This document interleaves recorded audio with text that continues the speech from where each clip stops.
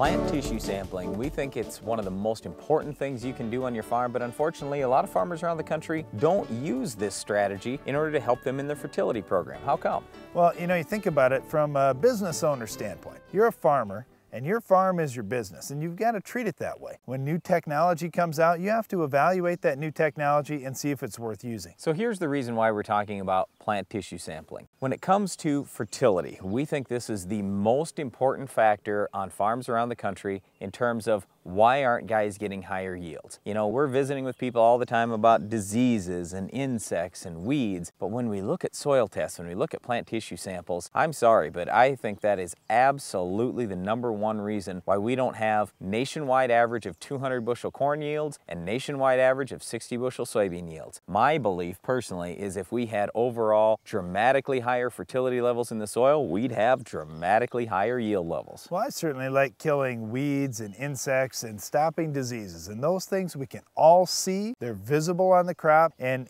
in that regard, they're fairly easy to manage. You see a weed, you go out and kill it. You see a bug, you go out and kill it. And if you know that there's disease potential in your crop, you go out and spray a preventative fungicide. But when it comes to those nutrients, when you're spreading fertilizer out on your farm, you're going based on historical records, what the yields from that field have been, what your soil types are. If you've got heavier soil, you say, okay, I can hold all this at one time. If I've got lighter soil, I'm gonna have to spoon feed this kind of thing. That's fine, but how do you really know? Did I put 10 pounds too much phosphorus out there or 10 pounds too little? Yeah, but 10, let's go away from the 10. Let's talk more about 50 or 100. Well, I'm serious. I mean, to figure out, I'm 3 pounds off or something like that. Yeah, I don't know. But here's what we do know. You go out and you pull some of these plants out, and you're most likely going to have to wash the leaves off real quick. It's not that tough, but you don't want dirt on the leaves, okay? Otherwise, dirt's gonna throw off your sample. You pull a bunch of plants, you wash the leaves off, you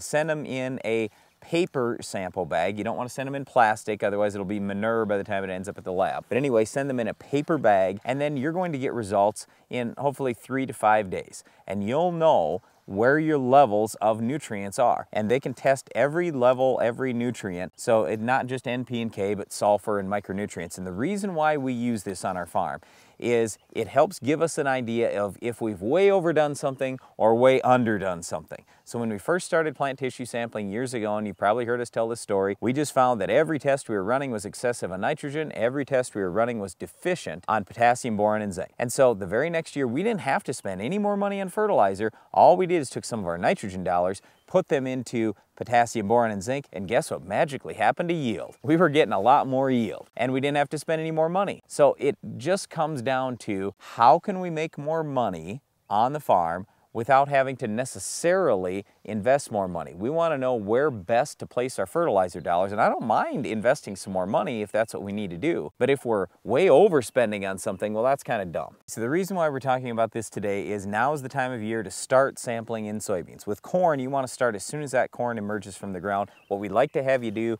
is sample every week, go out first thing every Monday morning for 10 weeks in a row. If you do that in corn or soybeans or sunflowers or wheat or any crop, 10 weeks in a row, give us 10 weeks in a row, 2 different areas of a field. So now you've got 20 tests. You've invested probably $400, but you are going to have all kinds of information. It's going to help you with your overall fertility program, saving money, making more money going into next year and beyond. Well, you can do everything you want with fertility and get that all just right, but you can still have our Weed of the Week rob some yield from your farm. We'll show you how to stop it coming up next.